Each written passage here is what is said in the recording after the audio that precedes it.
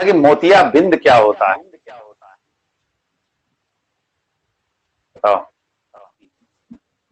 मोतियाबिंद में क्या होता है कि जो नेत्र का जो लेंस होता है काला दिखने लगता है, वो धुंधला हो जाता है, तो कुछ भी नहीं दिखता है। एक धीरे धीरे करके एक स्थिति ऐसी आती है कि कुछ भी नहीं दिखता है।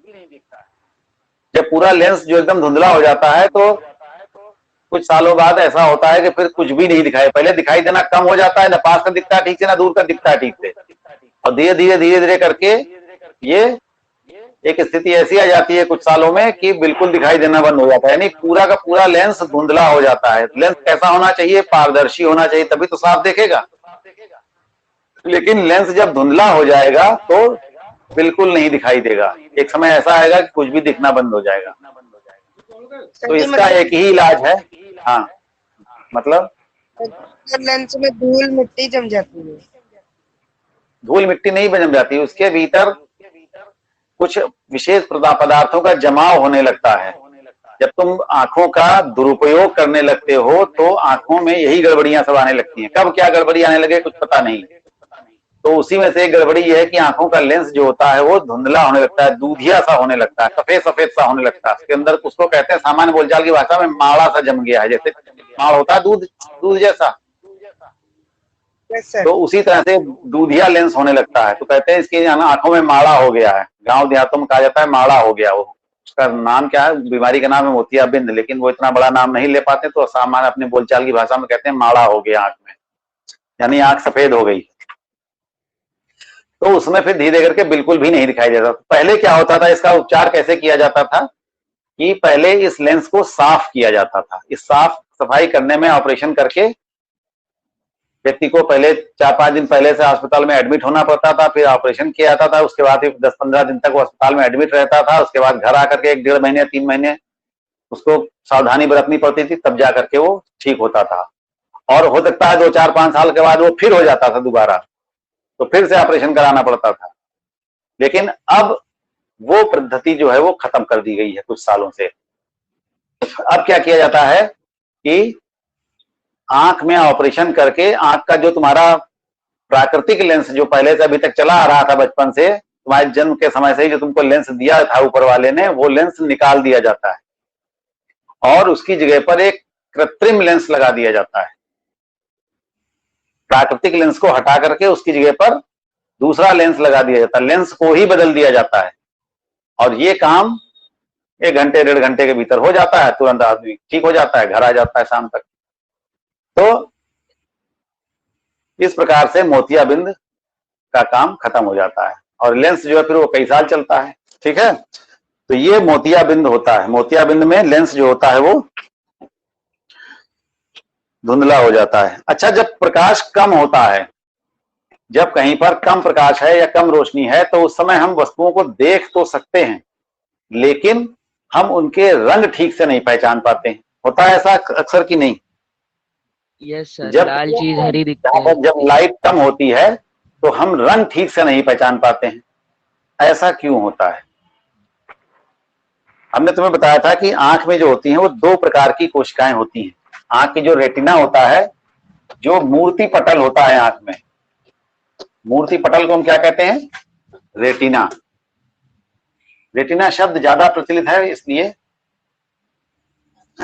रेटिना में 2 प्रकार की कोशिकाएं होती हैं। एक कोशिका होती हैं, उनको कहते हैं दंडाकार कोशिकाएं या रॉड सेल्स। दंडाकार कोशिकाएं, शॉर्ट में इनको कहा जाता है रॉड्स। छड़ी जैसी होती हैं, रॉड माने छड़ी। और दूसरी होती हैं शंक्वाकार कोशिकाएं या शंकु कोशिकाएं।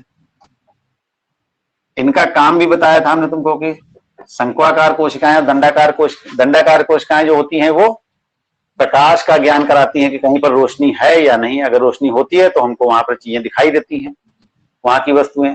रोशनी हमको नहीं दिखाई देती है, तुम पहले ही पढ़ चुके हो। प्रकाश को हम नहीं देख सकते हैं, लेकिन प्रकाश की उपस्थिति में हम वस्तुओं को देख सकते हैं। वस्तुएं अगर हमको दिखाई दे रही तो इसका मतलब हम समझते हैं कि वहां पर प्रकाश है। तो दंडाकार कोशिकाएं जो होती हैं वो हमको प्रकाश की उपस्थिति का आभास कराती हैं, ज्ञान कराती हैं। और अगर प्रकाश नहीं होगा तो इसका मतलब वहां पर फिर क्या दिखेगा? वह अंधकार दिखाई देगा, अंधेरा दिखाई देगा। तो दंडाकार कोशिकाएं प्रकाश और अंधकार का ज्ञान कराती हैं। जो शंक्वाकार कोशिकाएं होती हैं वो रंगों का ज्ञान कराती हैं। इनको कहते हैं कोन सेल्स। कोन माने होता है शंकु। तो कोन सेल्स जो होती हैं वो रंगों का ज्ञान कराती हैं। तो जब कहीं पर प्रकाश की मात्रा कम होगी तो दंडाकार कोशिकाएं तो प्रकाश थोड़ा बहुत जो भी होगा तो वो देख लेंगी, लेकिन उस कम प्रकाश के कारण शंक्वाकार कोशिकाएं जो होती हैं वो ठीक प्रकार से काम नहीं कर पाती हैं। तो कम प्रकाश में शंक्वाकार कोशिकाएं ठीक से काम नहीं कर पाती हैं, इसीलिए हमको कम प्रकाश में रंग ठीक से नहीं दिखाई देते हैं। जब खूब उचित मात्रा में प्रकाश होता है तब हम रंग अच्छे से पहचान लेते हैं। तो इसीलिए इसका कारण यही है कि शंक्वाकार कोशिकाएं जो होती हैं वो कम प्रकाश में रंगों को ठीक से नहीं पहचान पाती हैं, तो इसलिए हमको ठीक से नहीं दिखाई देता है। आई बात समझ में? अच्छा, एक चीज और है कि जब कोई व्यक्ति बाहर तेज प्रकाश में रह रहा हो, धूप में बैठा हो, एकदम से अंधेरे कमरे में आ जाए तो क्या होता है? उसको कुछ देर तक कुछ दिखाई नहीं देता है, काला काला दिखने लगता है, कुछ देर तक उसको नहीं दिखता है। हाँ, और जब अगर कुछ देर तक फिर वो वहां रहता है तो फिर थोड़ी देर बाद उसको कुछ कुछ नजर आने लगता है। कुछ सेकंड बाद, 10 सेकंड बाद, 15 सेकंड बाद, किसी को 1 मिनट बाद वहां अगर बैठा रहे थोड़ी देर तक तो थोड़ी देर बाद रुक करके फिर वो ठीक से थोड़ा बहुत दिखाई देने लगता है वहां पर। ऐसा होता है। तो ऐसा क्यों होता है? ऐसा क्यों होता है? देखो, हमने बताया था तुम्हें कि जो आइरिस नाम का जो पर्दा होता है आंख के भीतर, जिसमें छेद होता है, तो ये पर्दा क्या करता है? अपनी मांसपेशियों को सिकोड़कर या फैला करके क्या करता है? उस छिद्र के आकार को घटाता बढ़ाता है। छिद्र का आकार घटाया बढ़ाया क्यों जाता है? इसलिए घटाया बढ़ाया जाता है जिससे कि आंख के भीतर जो है वो उचित मात्रा में ही प्रकाश प्रवेश करे। अगर जरूरत से ज्यादा प्रकाश आंख में पहुंच जाएगा तो वो आंखों को नुकसान कराएगा। कम प्रकाश होगा तो ठीक से दिखाई नहीं देगा। तो इसलिए ये छिद्र जो होता है, ये आइरिस जो होता है, वो छिद्र को छोटा बड़ा कर करके इस प्रकार से व्यवस्थित करता है कि उचित मात्रा में प्रकाश आंख के भीतर प्रवेश करे, जिससे हमको ठीक प्रकार से दिखाई दे। तो जब हम तेज प्रकाश में होते हैं तो उस समय ये छिद्र बहुत छोटा होता है, क्योंकि तेज प्रकाश में रोशनी ज्यादा होगी, और ज्यादा होगी तो रोशनी सारी की सारी अगर आंख में घुसेगी तो क्या होगा? आंख को नुकसान पहुंचाएगी। तो इसलिए छिद्र जो होता है वो छोटा हो जाता है, जिससे कि कम रोशनी आंख में पहुंचे, मतलब उचित मात्रा में ही पहुंचे, ज्यादा ना पहुंचे। तो इसलिए छिद्र ये छोटा हो जाता है। जब ज्यादा प्रकाश होता है, ज्यादा तेज या ज्यादा तीव्र प्रकाश होता है, तो ये छिद्र छोटा हो जाता है। तो जब ऐसा व्यक्ति, जब जिसके आंख का छिद्र छोटा है, ये वो व्यक्ति एकदम से अंधेरे कमरे में घुसेगा तो अंधेरे में तो वहां रोशनी ही नहीं है। तो रोशनी जब नहीं है वहां पर या कम है, तो उस स्थिति में ये आइरिस जो होगा वो अपने छिद्र को फैलाना चाहेगा। तो एकदम से तो फैला नहीं देगा, धीरे धीरे करके फैला पाएगा, क्योंकि वो तो चाहता है कि तुम्हारी आंख के भीतर प्रवेश करने वाला प्रकाश उतना ही पहुंचे जितना उसको पहुंचना है, लेकिन वहां पर प्रकाश कम है। तो कम प्रकाश में क्या होगा? वो ज्यादा से ज्यादा प्रकाश को अंदर पहुंचाने के लिए क्या करेगा? छिद्र को बड़ा कर देता है। जो छिद्र पहले छोटा सा था, वो छिद्र जो होगा वो लगभग मान लो इतना बड़ा हो गया, जिससे कि कुछ मात्रा में प्रकाश तुम्हारी आंख के भीतर पहुंचने लगेगा थोड़ी देर में। जब थोड़ी धीरे धीरे क्या हो, छिद्र पहले तो होगा कि एकदम से फैल जाएगा, और फिर एकदम से तो पूरा फैल ले जाएगा नहीं, तो थोड़ा थोड़ा फिर सिकुड़ेगा, फिर फैलेगा, फिर सिकुड़ेगा, फिर तो थोड़ा रुक करके एक स्थिति ऐसी आएगी कि वो अपने आप को बिल्कुल फिक्स कर लेगा कि हाँ अब इतना ठीक है, इससे ज्यादा अब नहीं किया जा सकता। तो उस आकार में जब छिद्र हमारा आ जाएगा तब फिर हमको थोड़ा थोड़ा सा दिखाई देने लगता है वहां पर। तो यही कारण है कि जब तीव्र प्रकाश से कोई व्यक्ति जब अंधेरे कमरे में प्रवेश करता है तो कुछ देर तक उसको नहीं दिखाई देता है, कुछ समय पश्चात उसको फिर थोड़ा बहुत नजर आने लगता है। इसका ठीक उल्टा तब होता है जब हम अंधेरे कमरे में बैठे हों और एकदम से रोशनी में चले जाएं, तो हमारी आंखों में एकदम से प्रभाव पड़ता है, हमारी आंखें एकदम से चौंधिया जाती हैं, या हम आंखें एकदम से बंद कर लेते हैं। अगर अचानक एकदम तीव्र प्रकाश पड़ता है तो हम आंखें एकदम से बंद कर लेते हैं, फिर धीरे धीरे आंख खोलते हैं। तो धीरे धीरे आंख खोलने पर क्या होता है कि वही काम होता है, जब हम अंधेरे में बैठे हुए हैं तो हमारी आंखों की पुतली का साइज क्या है? वो बड़ा होगा, जो छिद्र का साइज है वो बड़ा होगा। और जब हम एकदम से तेज प्रकाश में आ जाएंगे तो तेज प्रकाश ज्यादा से ज्यादा आंख में एकदम से घुस जाता है, तो उस प्रकाश को नियंत्रित करने के लिए छिद्र क्या होता है? एकदम से सिकुड़ जाता है। एकदम से सिकुड़ने के कारण ही हमें आंख में कभी कभी हल्का सा दर्द भी महसूस होता है, और फिर वो धीरे धीरे छिद्र खुलता है। जब धीरे धीरे खुलता है तो धीरे करके अपने आप को एडजस्ट कर लेता है, तो थोड़ी देर बाद हम उस प्रकाश में अपने आप को सहज महसूस कर पाते हैं और फिर ठीक से हम देख सकते हैं। लेकिन जब एकदम से हम जाएंगे बाहर तो उस समय एकदम से हमारी आंखें या तो बंद हो जाएंगी या एकदम से फैल जाएंगी। तो उस वजह से हमारी आंखों में तकलीफ हो जाती है कभी कभी। तो ये इस तरह, इस कारण से ऐसा होता है, क्योंकि पुतली का आकार जो होता है वो घटता बढ़ता है, इस कारण से ऐसा होता है। समझ में आई बात? अच्छा, तुमने अब ये भी देखा होगा कि जो सूर्य का प्रकाश है इसमें कई प्रकार के रंग होते हैं। अब आंखों की बात अब यहां से खत्म हो जाती है, थोड़ा सा अन्य बातें आती हैं प्रकाश के बारे में।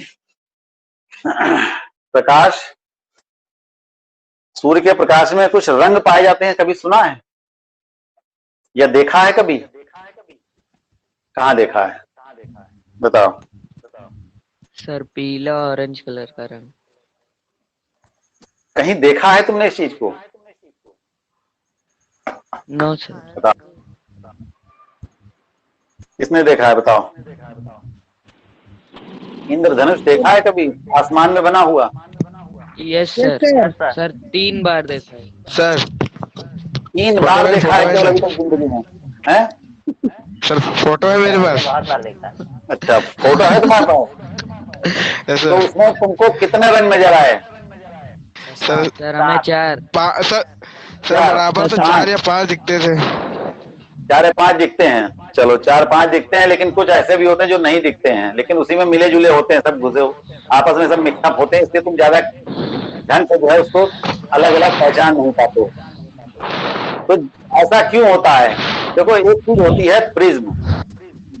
प्रिज्म, प्रिज्म जानते हो क्या होता है? Yes sir. क्या होता है? सर ये पिरामिड की तरह होता है। हैं? डायमंड की तरह होता है?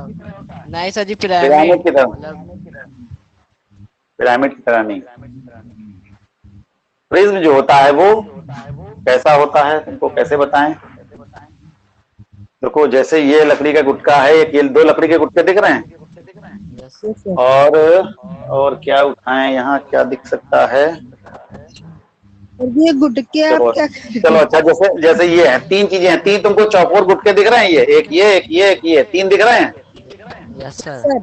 इन तीनों को अगर हम ऐसे रखें कि एक को हम नीचे रखें, एक को ऐसे रखें और एक को ऐसे रखें, ठीक, ये त्रिभुज जैसा बन जाएगा। सामने से देखने में त्रिभुज जैसा दिख रहा है। तो ये ऐसा ही समझ लो कांच का बना हुआ हो, ऐसे ही कांच का बना हुआ हो अगर, तो ये कहलाएगा प्रिज्म। यानी अगर इसको हम ऐसे रख देंगे, ऐसे तो कैसे दिखेगा? त्रिभुज केवल दिखाई देगा। ऐसे रखेंगे तो कैसा दिखेगा? केवल ये त्रिभुज दिखाई देगा। और वास्तव में कैसा होगा? ये साइड से आयताकार होगा, ऐसे होगा, ये झोपड़ी जैसा। अगर जमीन में झोपड़ी रख दी जाए तो जमीन को भी मान लें, शामिल कर लें, तो झोपड़ी और क्या होगा पूरा, वो पूरा एक प्रिज्म जैसा होगा। लेकिन उसका एक सिरा कैसा होगा? वो त्रिभुज जैसा होगा। और उसमें होंगे क्या? 3 आयताकार पृष्ठ होंगे। 3 आयताकार पृष्ठों को हम एक के ऊपर एक झुका करके रखेंगे इस तरीके से, ठीक है ना? 3, ये भी आयत है, ये भी एक आयत है, और ये भी एक आयत है। तो ये तीनों आयताकार पृष्ठों को हम अगर एक दूसरे पर झुका करके रखेंगे तो प्रिज्म बनता है। तो इस कांच का अगर ये है, तो स्कूल में रखा है, उनको ला करके दिखा देंगे किसी समय। तो ये प्रिज्म से होकर के जब कोई प्रकाश गुजरता है, ठीक, यानी कांच के ठोस कांच से होकर के जब कोई प्रकाश गुजरता है, तिरछी हो, प्रिज्म के रूप में बनी हुई हो, तो इससे जब कोई सूर्य का प्रकाश गुजरता है तो वो अपने रंगों में विभक्त हो जाता है। और अगर हम यहां पर कोई पर्दा लगा दें तो हमको यहां पर वही सारे रंग दिखाई पड़ने लगते हैं। कितने रंग होते हैं ये रंग होते हैं 7। इंद्रधनुष में कितने रंग होते हैं? 7। तो यहाँ पर 7 रंगों की तुमको एक पट्टी जैसी दिखाई देगी बनी हुई। जैसे इंद्रधनुष में पूरा पट्टा से दिखता है बना हुआ रंगीन, उसी प्रकार से तुमको ये वही सारे रंग यहाँ पर दिखाई देंगे। इसका मतलब यह है कि सूर्य का प्रकाश जो है, जो सफेद होता है, तुमको श्वेत प्रकाश लगता है देखने में, इस श्वेत प्रकाश में कितने रंग होते हैं? 7 रंग होते हैं। 7 रंग होते हैं। तो जब सूर्य का प्रकाश किसी प्रिज्म से होकर के गुजरता है तो वो अपने रंगों में विभक्त हो जाता है, यानी अपने रंगों में अलग अलग हो जाता है, बंट जाता है। तो अपने रंगों में बंटने की इस घटना को हम कहते हैं वर्ण विक्षेपण। वर्ण विक्षेपण। समझ आई बात? तो वर्ण विक्षेपण किसे कहते हैं? सूर्य का प्रकाश जब किसी प्रिज्म से होकर गुजरता है तो वह अपने रंगों में विभक्त हो जाता है। इस घटना को हम प्रकाश का वर्ण विक्षेपण कहते हैं। ऐसा क्यों होता है? क्योंकि हर रंग के लिए अपवर्तनांक जो होता है वो अलग अलग होता है।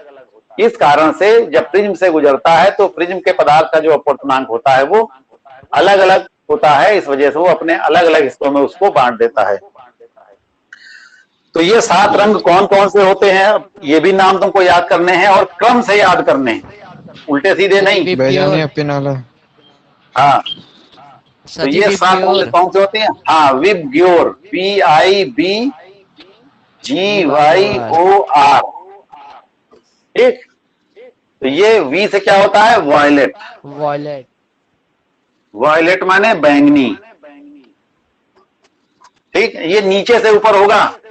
VIBGYOR, ये नीचे से ऊपर की ओर होता है। सबसे नीचे कौन सा रंग होता है? बैंगनी रंग होता है। लेकिन लिखते समय क्योंकि शब्द इधर से सीधे बनता है, बोलते बनता है, तो इसलिए इसको ऐसे लिखा जाता है। तो ये ध्यान रखना तुम्हें कि ये कहाँ है क्रम? ये नीचे से ऊपर का क्रम है। ये क्रम कौन सा है? नीचे से ऊपर की ओर। ठीक, तो ये बैंगनी, वायलेट का मतलब बैंगनी। आई से इंडिगो, फिर बी से ब्लू, जी से ग्रीन, ग्रीन, वाई से येलो, येलो, ओ से ऑरेंज, ऑरेंज और आर से रेड। तो ये कुल 7 रंग होते हैं किसमें? सूर्य के प्रकाश में। सूर्य के प्रकाश में ये 7 रंग क्रम से ये होते हैं। और ये तुमको जब भी बताने हैं किसी को भी, तो कोई भी पूछेगा, अगर चाहे सवाल पूछा जाए या कोई यूं ही पूछे, तो तुमको ये सारे रंग हमेशा क्रम से बताने हैं, उल्टे सीधे नहीं। उल्टे सीधे बताओगे तो गलत हो जाएगा। तो ये कहलाता है वर्ण विक्षेपण। और जो ये पट्टी होती है यहाँ पर बनती है पूरी लंबी सी, जैसे इंद्रधनुष में पट्टी बनती है ये पूरी, इस पट्टी को हम क्या कहते हैं? स्पेक्ट्रम कहते हैं। इसको हम क्या कहते हैं? स्पेक्ट्रम। तो दूसरी भाषा में कि पूछा जाए, तुमसे ये भी पूछा जा सकता है कि स्पेक्ट्रम में कितने रंग होते हैं, स्पेक्ट्रम में कितने कलर दिखाई देते हैं तुमको। तो ये जो पूरा रंगों का पट्टा दिखता है, ये पट्टी दिखती है, इस पट्टी को ही हम कहते हैं, क्या कहते हैं? स्पेक्ट्रम कहते हैं। जो प्रकाश के अवयवी रंगों की जो पट्टी होती है, उस पट्टी को ही हम स्पेक्ट्रम कहते हैं। ये बात समझ में आई? वर्ण विक्षेपण क्या होता है? तो इंद्रधनुष कैसे बनता है? इंद्रधनुष भी इसी कारण से बनता है। जब आकाश में बादल छाए होते हैं एक तरफ और दूसरी तरफ से सूर्य का प्रकाश पड़ रहा होता है, तो क्या होता है कि जो बादलों में पानी की छोटी छोटी बूंदें होती हैं, वो बूंदें प्रिज्म की तरह व्यवहार करती हैं। वो बूंदें जो होती हैं वो प्रिज्म की तरह व्यवहार करती हैं और प्रकाश के रंगों को अलग अलग कर देती हैं। तो इसी कारण से हमको वहां पर स्पेक्ट्रम दिखाई देता है, और स्पेक्ट्रम दिखाई देने के कारण ही वो हमको इंद्रधनुष जैसा दिखाई देता है, क्योंकि वो धनुष के आकार में दिखता है पूरा, तो इसलिए उसको कहते हैं इंद्रधनुष। ये एक प्राकृतिक स्पेक्ट्रम होता है जो आसमान में बनता है। ठीक है, तो क्यों बनता है इंद्रधनुष? क्योंकि जो प्रकाश की किरणें हैं वो बादलों में उपस्थित जल की बूंदों से अपने रंगों में विभक्त हो जाती हैं, क्योंकि प्रकाश, जो जल की बूंदें होती हैं वो एक प्रिज्म की भांति व्यवहार करती हैं और प्रकाश के रंगों को अलग अलग कर देती हैं। हाँ, फिर सर जी फिर से बोलिए। क्या बोले फिर से? सर जी यही प्रिज्म कैसे बनता है? प्रिज्म कैसे बनता है? इंद्रधनुष कैसे बनता है? इंद्रधनुष जो है वो एक प्राकृतिक स्पेक्ट्रम होता है। इंद्रधनुष एक प्राकृतिक स्पेक्ट्रम होता है जो कि आसमान में तुमको अक्सर पानी बरसने के बाद नजर आता है। जब बादल छाए होते हैं तो बादलों में जो पानी की बादल क्या होते हैं? पानी की महीन महीन बूंदें ही तो होती हैं जो ऊपर हवा में तैरती रहती हैं। तो पानी की बूंदें जो होती हैं वो एक प्रिज्म की तरह व्यवहार करती हैं, प्रिज्म की तरह काम करती हैं और जब उन पर सूर्य का प्रकाश पड़ता है दूसरी तरफ से, तो वो प्रिज्म जो होता है वहां पर बादलों में जो प्रिज्म बने होते हैं तमाम सारे, वो वर्षा की बूंदें जो होती हैं वो सूर्य के प्रकाश के रंगों को अलग अलग कर देती हैं। तो इस तरह से तुम्हें आसमान में एक रंगीन पट्टी जैसी नजर आती है। इसी पट्टी को हम इंद्रधनुष कहते हैं। ठीक है। अब आती है घटना प्रकाश का प्रकीर्णन। प्रकाश का प्रकीर्णन। प्रकीर्णन का मतलब होता है फैलना, बिखरना। फैलना नहीं बल्कि बिखरना। तो जब ऐसे ही जब प्रकाश किसी सतह से टकराता है तो वो चारों ओर फैल जाता है। सामान्य रूप से तो प्रकाश सीधी रेखा में चल रहा है। हवा में प्रकाश चलेगा तो कैसे चलेगा? बिल्कुल सीधी रेखा में चलेगा, बीच में रुकेगा कहीं नहीं। अगर बीच में कोई पर्दा लग जाएगा तो वो फिर वहीं पर रुक जाएगा, यानी फिर उसको पर्दे को मोड़ करके वो साइड से नहीं जा सकता कभी। ऐसा नहीं होगा कि रास्ते में कोई दीवार पड़ गई तो प्रकाश मुड़ के चला जाए, ऐसा नहीं होगा, फिर प्रकाश वहीं पर रुक जाएगा। तो प्रकाश सदैव सीधी रेखा में चलता है, लेकिन जब या किसी सतह से टकराता है या वायु में उपस्थित धूल कणों से टकराता है तो यह चारों ओर इसका कुछ भाग जो होता है वो सभी दिशाओं में फैल जाता है। तो फैल जाने के या बिखर जाने की इस घटना को ही हम कहते हैं प्रकाश का प्रकीर्णन। ठीक है। इन निर्वात में प्रकाश सीधी रेखा में चलता है। जब यह किसी गैसीय माध्यम जैसे वायु से गुजरता है तो इसमें उपस्थित धूल के कणों एवं धुएं के कणों से टकराकर इसका कुछ भाग सभी दिशाओं में फैल जाता है। इस घटना को प्रकाश का प्रकीर्णन कहते हैं। और तुमने पिछले साल द्रव के बारे में पढ़ा था, एक प्रकार का द्रव होता है, इसको हम कहते हैं कोलाइडी द्रव। तो कोलाइडी द्रव में यह प्रकाश जो होता है वो टिंडल प्रभाव उत्पन्न करता है, यानी द्रव के भीतर भी तुमको प्रकाश की किरण दिखाई देती है फैली हुई। तो इसलिए इस घटना को कहते हैं टिंडल प्रभाव। वास्तव में प्रकाश का प्रकीर्णन माध्यम के कणों द्वारा प्रकाश का अवशोषण तथा पुनः विकिरण ही होता है। और जो प्रकाश फैलता है तो यानी जब प्रकाश का प्रकीर्णन होता है तो प्रकाश में सात रंग पाए जाते हैं, भी तुमने देखे। तो इन सातों रंगों में से लाल रंग का प्रकीर्णन सबसे कम होता है और बैंगनी रंग का प्रकीर्णन जो होता है वो सबसे अधिक होता है। लाल रंग का प्रकीर्णन जो होता है वो, ये चीज याद रखो कि लाल रंग का प्रकीर्णन सबसे कम होता है और बैंगनी रंग का प्रकीर्णन सबसे अधिक होता है। तो ये घटना कहलाती है प्रकाश का प्रकीर्णन। ठीक है। यानी प्रकाश का किसी भी सतह से टकराकर या किसी धूल के कणों से या किसी कणों से टकरा करके उसका सभी दिशाओं में बिखर जाना या फैल जाना कहलाता है प्रकाश का प्रकीर्णन।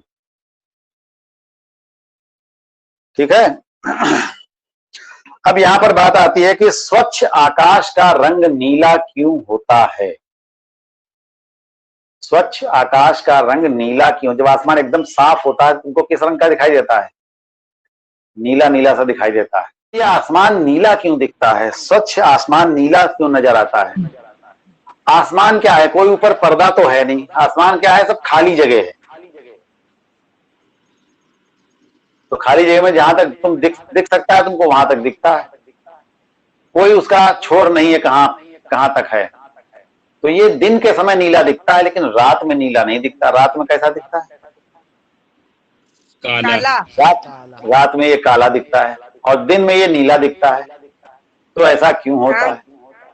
तो जब सूर्य का प्रकाश वायुमंडल से गुजरता है तो वायु के जो सूक्ष्म कण होते हैं वो लाल रंग की अपेक्षा नीले रंग को ज्यादा प्रबलता से प्रकीर्णित करते हैं और प्रकीर्णित प्रकाश ही जो होता है वो हमारी आंखों तक पहुंचता है। तो जिस प्रकाश का प्रकीर्णन सबसे अधिक होगा वो प्रकाश हमारी आंखों तक पहुंचेगा। जिसका प्रकीर्णन सबसे कम होगा वो प्रकाश हमारी आंखों तक देर से पहुंचेगा। ठीक है। तो ये आकाश नीला क्यों दिखाई देता है? क्योंकि नीले रंग का प्रकीर्णन जो होता है वो सबसे अधिक होता है। तो इस वजह से आसमान जो होता है वो नीला दिखाई देता है। तो जिस चीज का प्रकीर्णन कम होगा वो चीज वहीं पर इकट्ठा रहेगी और जो चीज जिस चीज का प्रकीर्णन सबसे अधिक होगा वो चीज हमारी आंखों तक पहुंचेगी। तो जो रंग हमारी आंखों तक पहुंचेगा हमको वो वस्तु उसी रंग की दिखाई देती है। कोई भी चीज हमको जिस रंग की दिखाई दे रही है इसका मतलब वो रंग हमारी आंखों तक पहुंच रहा है, इसीलिए हमको वो रंग दिखाई दे रहा है। जो रंग हमें नहीं दिखाई दे रहा है इसका मतलब उस रंग की किरणें हमारी आंखों तक नहीं पहुंच पा रही है, इस वजह से हमको वो प्रकाश या वो रंग नहीं दिखाई दे रहा है।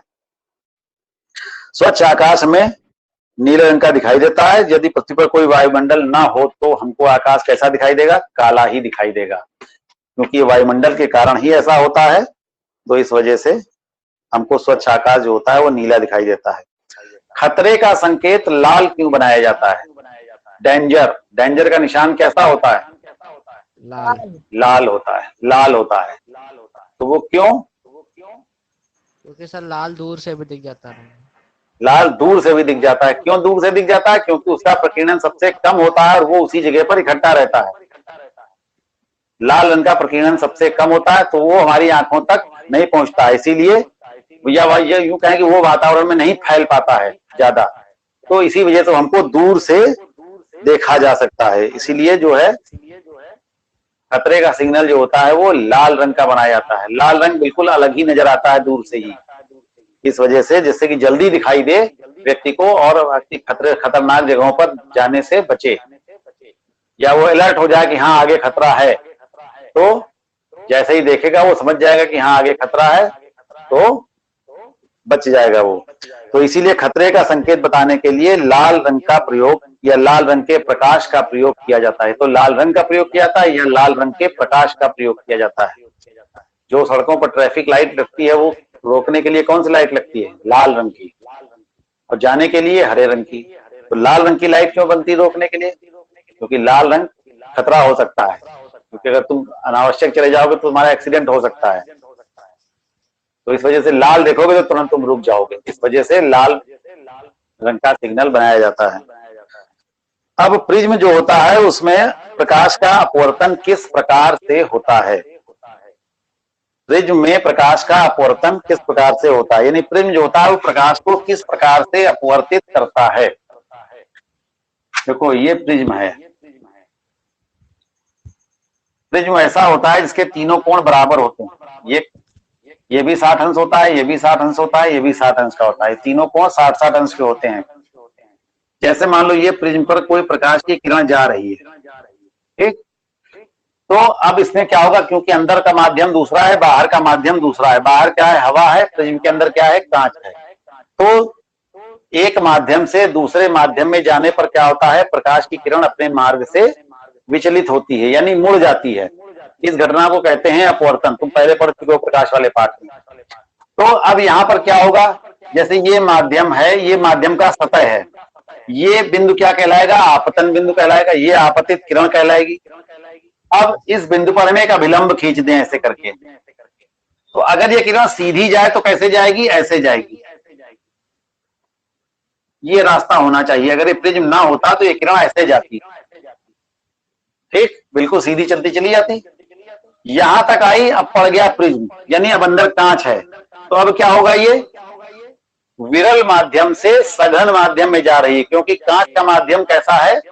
सघन माध्यम है। बाहर हवा क्या है? विरल माध्यम है। तो तुमने क्या पढ़ा है कि जब प्रकाश की किरण विरल माध्यम से सघन माध्यम में जाती है तो क्या होता है? क्या होता है?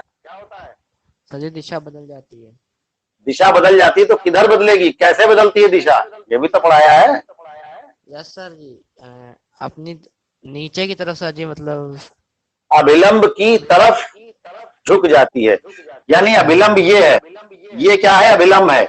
ये किरण जा रही है सीधे ऐसे, तो किरण सीधे ना जाकर के अब क्या होगा? यहाँ पर आने के बाद तो अभिलंब की तरफ आ जाएगी, यानी ये इधर की तरफ आ जाएगी। अब ये किरण ऐसे जाएगी, अब ये किरण ऐसे जाएगी, ठीक। जो किरण सीधे जा रही थी यहां पर टकराने के बाद इसके अंदर जब आएगी तो वो ऐसे जाएगी, और जब यहां पहुंचेगी यहां पर एक अभिलंब बना दो ऐसे करके। अब यहां से किरण ये बाहर निकलेगी, फिर हवा में आएगी, यानी अब सघन माध्यम से विरल माध्यम में जाएगी। तो क्या होगा? अभिलंब से दूर हटेगी। अगर अब यहां पर पहले इसका सीधा रास्ता देखो, सीधा रास्ता अगर होता तो इसका ऐसा होता, ठीक। लेकिन अब क्या होगा, और अभिलंब है इधर, और इसको हटना है किधर, अभिलंब से दूर हटना है, तो ये किरण ऐसे सीधे ना जाकर के क्या होगी, अब अभिलंब से दूर हो जाएगी, ऐसे जाएगी, अभिलंब से हट गई ना दूर, तो अब ये ऐसे जाएगी। ठीक, तो अगर सीधे जाती तो ऐसे जाती, लेकिन अब अभिलंब से दूर हटी, अभिलंब इधर है तो अभिलंब से और दूर हो गई कि नहीं।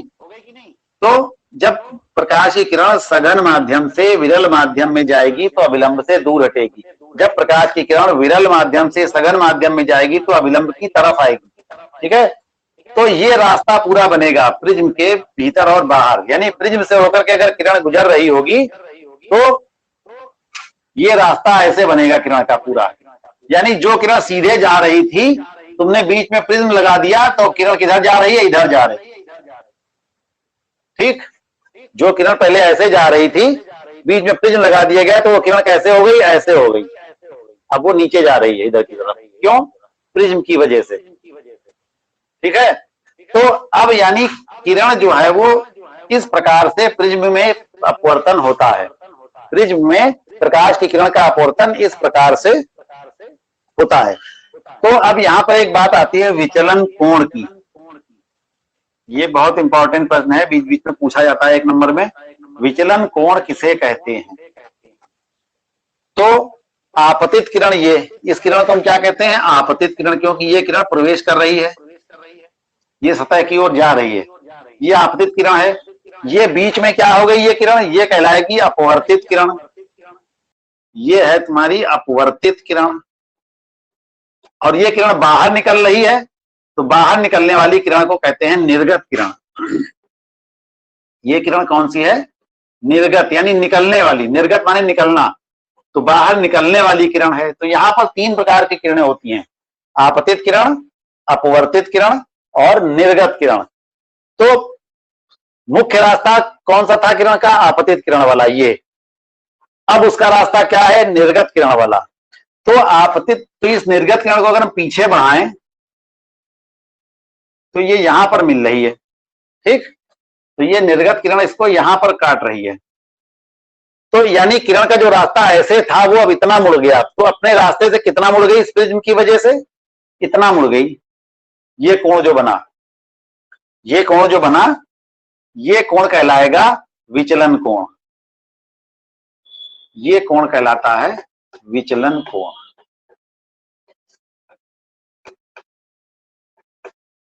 आया समझ में, यानी आपतित किरण और निर्गत किरण के बीच बनने वाले कोण को हम कहते हैं, ये कोण जो होगा ये कहलाएगा विचलन कोण। यानी पहले रास्ता ये था, अब रास्ता ये हो गया, तो अपने रास्ते से कितना घूम गई है, ये इतना घूम गई है, तो इतना घूमने वाले इस कोण को हम कहेंगे विचलन कोण। यानी ये पूरा कोण जो है यहां से यहां तक, ये कोण कहलाएगा इसका विचलन कोण।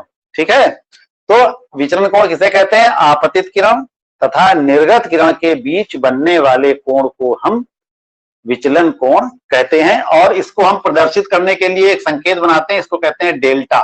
ऐसे 8 बनाओ ऐसे करके, 8 में इधर यहां से थोड़ा सा इसको खुला छोड़ दो, बंद मत करो इसको, तो ये क्या कहलाता है, डेल्टा, इसको कहते हैं डेल्टा। तो इसे हम डेल्टा से प्रदर्शित करते हैं। ठीक है, तो ये कहलाता है विचलन कोण। इसे कहते हैं आपतित किरण तथा निर्गत किरण के बीच बनने वाले कोण को हम विचलन कोण कहते हैं। और ये घटना कहां होती है, विचलन कोण कब बनता है, जब प्रिज्म होता है, तो प्रिज्म में विचलन कोण बनता है। चलो फिर आज का काम इतना ही, शेष भाग अब कल होगा। थोड़ा